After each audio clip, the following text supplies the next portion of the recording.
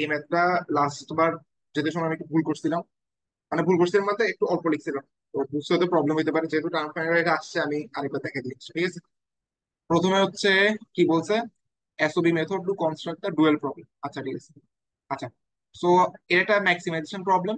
Maximisation প্রবলেমের জন্য less than equal to হচ্ছে সেন্সিবল কেস, ইকুয়াল টু হচ্ছে একটা অড কেস, আর গ্রেটার দেন হচ্ছে একটা বিজার কেস।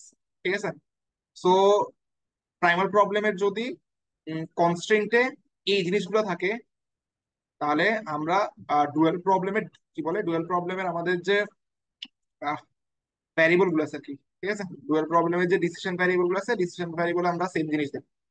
কনস্ট্রেন্টে সেন্সিবল কেসের জন্য ভ্যারিয়েবলে আমরা সেন্সিবল কেস দেখবো। সেন্সিবল কেসটা হচ্ছে কি, greater than equal to zero. কনস্ট্রেন্টের অড কেসের জন্য আমরা ভ্যারিয়েবলে অড কেস দেখবো। ভ্যারিয়েবলের অড কেসটা হচ্ছে ইকুয়াল টু কনস্ট্রেন্ট, বা ভ্যারিয়েবল ইকুয়াল টু মানে কি, সেটা হচ্ছে আনকনস্ট্রেন্ট। ভ্যারিয়েবলটা হবে আনকনস্ট্রেন্ট, ঠিক আছে। দেন বিজার কেসের জন্য আমরা দেখবো ভ্যারিয়েবলও বিজার কেস। ভ্যারিয়েবলের বিজার কেস কি, ভ্যারিয়েবলের বিজার কেস হচ্ছে আমার ভ্যারিয়েবলটা less than equal to zero হয়েছে, ঠিক আছে। সেখানে ভ্যারিয়েবল ভ্যারিয়েবল। সো উল্টা ভাবে যদি বলি, আমার যদি এটা প্রাইমালের ভ্যারিয়েবল বিজার কেস হয়, সেটা আমার কনস্ট্যান্টের জন্য কি হবে, কনস্ট্যান্টের জন্য বিজার কনস্ট্যান্ট হবে। সো প্রাইম ডুয়েলের ডুয়েলের জন্য বিজার কেস কি, ডুয়েলের জন্য বিজার হচ্ছে লেস দেন। আচ্ছা, আর আরগুলা তাহলে প্রাইমাল যদি সেন্সিবল কেস হয়, ডুয়েলও হবে সেন্সিবল। ডুয়েলের জন্য আমাদের স্ট্যান্ডার্ড ফর্ম কি, গ্রেটার দেন না, সো সেন্সিবল হচ্ছে গ্রেটার দেন।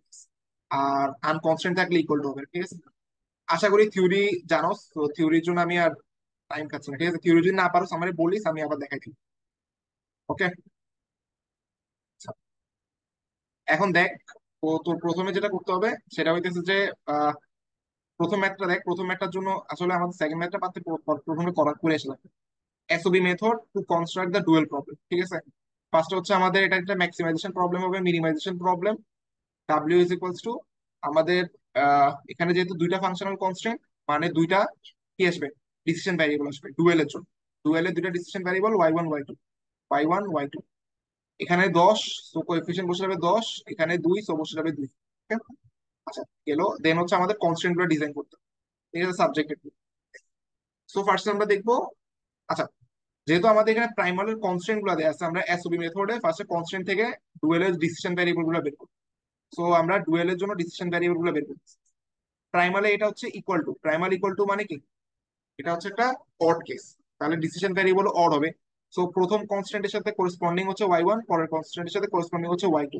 সো ওয়াই ওয়ান হচ্ছে কি, আনকনস্ট্রেন্ট। ওকে, ওয়াই ওয়ান আনকনস্ট্রেন্ট। দেন আমাদের ওয়াই টু।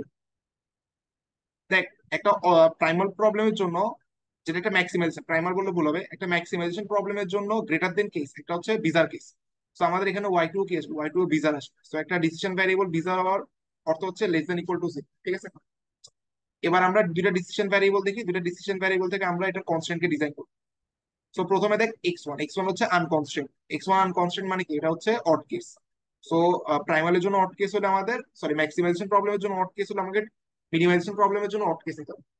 মিনিমাইজেশন প্রবলেমের জন্য অড কেস কি হবে, অড কেস হচ্ছে তোর ইকুয়াল টু কনস্ট্রেন্ট, ঠিক আছে। তো আমরা ইকুয়াল টু কনস্ট্রেন্টটা লিখি এক্স ওয়ান এর জন্য যা।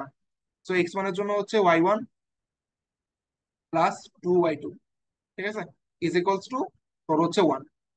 এখানকার সি এর কোএফিসিয়েন্ট আসবে। থিওরি তুই জানোস ভেবে আমি আর থিওরি খুব ডিটেলস দেখাইছি, ঠিক আছে।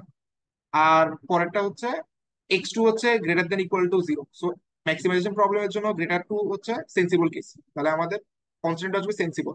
মানে মিনিমাইজেশন প্রবলেমের জন্য সেন্সিবল কেস হচ্ছে গ্রেটার দেন, ঠিক আছে।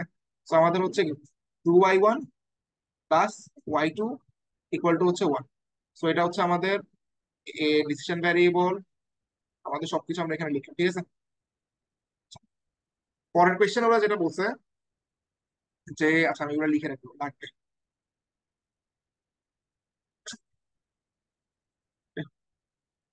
এখানে আমরা সেটা হচ্ছে যে y one plus two Y two equals to one, হচ্ছে two Y one plus Y two then equals to one. এখন দেখ, আমাদেরকে বলছে আমাদের এই কোর্সে, আচ্ছা এসবি মেথড দিয়ে আমরা প্রথম পার্টটা করলাম, আমাদের পরের পার্টে বলছে convert the primal problem to our standard form, যেটা আমরা এই কোর্সে শিখছি, ঠিক আছে। সো খেয়াল রাখবি, আমাদের এই কোর্সের ম্যাক্সিমাইজেশন প্রবলেমের জন্য স্ট্যান্ডার্ড ফর্ম হচ্ছে কি, ম্যাক্সিমাইজেশন প্রবলেমে জেড আর কনস্ট্যান্ট গুলো থাকবে লেস দেন ফর্মে, আর আমাদের যে ডিসিশন ভ্যারিয়েবল গুলো থাকবে সবগুলো greater than, x1 greater than equal two 0, x2 greater than equal two 0, এভাবে, ঠিক আছে। তো যারা এইভাবে না, আমরা ওদের কনভার্ট করে আমাদের স্ট্যান্ডার্ড ফর্মে নিয়ে আসবো। আচ্ছা দেখ, প্রথমে আছে একটা ইকুয়ালিটি কনস্ট্যান্ট। তো ইকুয়ালিটি কনস্ট্যান্ট তো আমাদের স্ট্যান্ডার্ড ফর্ম না। ইকুয়ালিটি কনস্ট্যান্ট কিভাবে আমরা স্ট্যান্ডার্ড ফর্মে নিতে পারি? আচ্ছা, প্রথমে আমরা ডিসিশন ভ্যারিয়েবলকে নিই। দেখ, এখানে ডিসিশন ভ্যারিয়েবল হচ্ছে x1 আনকনস্ট্যান্ট, x2 নিয়ে কোনো মাথা ব্যথা নেই, x2 হচ্ছে স্ট্যান্ডার্ড ফর্মে আছে, x1টা আনকনস্ট্যান্ট। তো একটা আনকনস্ট্যান্ট প্রবলেমকে, আনকনস্ট্যান্ট মানে কি, x1 এর ভ্যালু পজিটিভও হইতে পারে, x1 এর ভ্যালু পজিটিভ কিছু একটা হইতে পারে, x1 এর ভ্যালু নেগেটিভ কিছু একটা হইতে পারে, ঠিক আছে। এটা সাইন নিয়ে কোনো মাথা ব্যথা নেই, বাট আমরা তো সবসময় কি চেষ্টা করি যে আমাদের ডিসিশন ভ্যারিয়েবল গুলো 0 থেকে বড় হবে। তো আমরা এই প্রবলেমটা কিভাবে সলভ করতে পারি? আমরা এই প্রবলেমটা এভাবে সলভ করতে পারি যে আমরা যদি x1 কে এভাবে ভাগ করে ফেলি, x1 কে যদি আমরা x1 প্লাস x1 মাইনাসে ভাগ করে ফেলতে পারি, যেখানে x1 প্লাস আর x1 মাইনাস দুইজনই 0 থেকে বড় হইতে হবে, তাহলে দেখতো x1 এর এই প্রবলেমটা সলভ হয়ে যাচ্ছে না। তো আমরা x1 কে এভাবে ভাগ করে নিব, ঠিক আছে। সো দেন হচ্ছে যে, তো যেখানে যেখানে x1 আছে আমরা এখানে x1 প্লাস আর x1 মাইনাস দিই। ওকে, সো আমরা দেখি আমাদের ফার্স্টে অবজেক্টিভ ফাংশন হচ্ছে maximisation of z equals to x1 plus x2, যেখানে যেখানে x1 আমরা এখানে x1 প্লাস x1 মাইনাস লিখবো, প্লাস অফ x2। দেন হচ্ছে আমাদের কনস্ট্যান্ট, ইকুয়ালিটি কনস্ট্যান্ট, ঠিক আছে। ইকুয়ালিটি কনস্ট্যান্ট তো আমাদের স্ট্যান্ডার্ড ফর্ম না, আমরা ইকুয়ালিটি কনস্ট্যান্ট কি করবো? দেখ, আমাদের x1 plus 2x2 is equals to 10, ঠিক আছে। ইকুয়ালিটি কনস্ট্যান্টকে আমরা আসলে এভাবে দুইটা পার্ট করে ফেলবো, x1 plus x2 less than equals to 10, আর x1 plus x2, sorry 2x2 না, 2x2 greater than equal two 10, ঠিক আছে। তাহলে দেখ, এই দুইটা কনস্ট্যান্টকে স্যাটিসফাই করতেছে কোন জিনিসটা? ইকুয়াল টু 10, তাই তো। সো আমরা আবার কি আমাদের ইকুয়ালিটি কনস্ট্যান্টটা পাই যাচ্ছি। আচ্ছা, সো এটা একটা কনস্ট্যান্ট। ওকে, আমরা কখনো গ্রেটার দেন ফর্ম রাখবো না, গ্রেটার দেন ফর্মকে আমরা মাইনাস দিয়ে গুণ করে লেস দেন ফর্মে নিয়ে যাবো, 2x2 মাইনাস অফ মাইনাস, ঠিক আছে। সো আমাদের আরেকটা ফাইনাল কনস্ট্যান্ট ছিল এটা, এটাকেও সেম আমরা মাইনাস দিয়ে গুণ করে মাইনাসে নিয়ে যাবো, তাহলে কি হচ্ছে -2 of x1 -x2 less than equals two -2, ঠিক আছে। সো আমরা সবগুলো জিনিস সুন্দর করে লিখি, তাহলে আমরা পাইতেছি maximisation problem z equals to x1 plus minus x1 minus plus of x2। আর হইতেছে যে আমার কনস্ট্যান্ট গুলো কি, আমাদের কনস্ট্যান্ট গুলো হইতেছে 4x1 plus 2x2 less than equals to 10, minus x1 minus 2x2 less than equals to -10, আর ফাইনালি আমরা পাইতেছি এই কনস্ট্যান্টটা, ঠিক আছে। সেটা পাইলাম কি, সেটা পাচ্ছি -2 of x1 -x2 less than equals two -2। আর আমাদের ডিসিশন ভ্যারিয়েবল গুলো কি, x2 তো অলরেডি 0 থেকে বড়, x1 প্লাস 0 থেকে বড়, x1 মাইনাস 0 থেকে বড়, ঠিক আছে। তো আমাদের স্ট্যান্ডার্ড ফর্ম পাই গেছি, এখন আমরা স্ট্যান্ডার্ড ফর্ম থেকে আমাদের ইয়াতে নিব, কি বলে ডুয়াল প্রবলেম নিব। যদি ডুয়াল প্রবলেমের জন্য যাই, স্ট্যান্ডার্ড ফর্মটাকে ডুয়াল প্রবলেমে কনভার্ট করি, তাহলে দেখ কিভাবে আমরা ডুয়েলে নিব। এখন তো ডুয়েলে নেওয়া সোজা হয়ে গেছে, ঠিক আছে। সো আমাদের ডাব্লিউ, মিনিমাইজেশন প্রবলেমের জন্য ডাব্লিউ কি আসবে? ডাব্লিউ আসতেছে এ বরাবর সবাই তিনটা ফাংশনাল কনস্ট্যান্ট, মানে তিনটা decision variable y1 y2 y3, তাহলে 10 of y1 minus 10 of y2 minus 2 of y3, ঠিক আছে। সাবজেক্টেড টু কনস্ট্যান্ট গুলো আমাদের লিখতে হবে। প্রথমে হচ্ছে x1 এর জন্য, x1 এর জন্য প্রথম ইকুয়েশন থেকে পাচ্ছি y1, পরের ইকুয়েশন থেকে পাচ্ছি y2, পরের ইকুয়েশন থেকে পাচ্ছি -2y3 greater than equal two আমাদের 1, ঠিক আছে, এখানকার 1।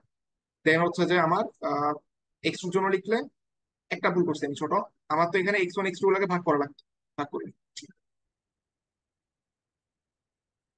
এখানে x1 x2 গুলোকে আমার ভাগ করা লাগতো, আমি আসলে তার উপরে ভাগ করি মানে ভাগ মানে হচ্ছে x1 এর জায়গায় x1 প্লাস, যেখানে যেখানে x1 আছে ওখানে আমার x1 প্লাস x2 x1 মাইনাসটা বসে থাকে, ঠিক আছে। তো আমরা বসানো শুরু করি।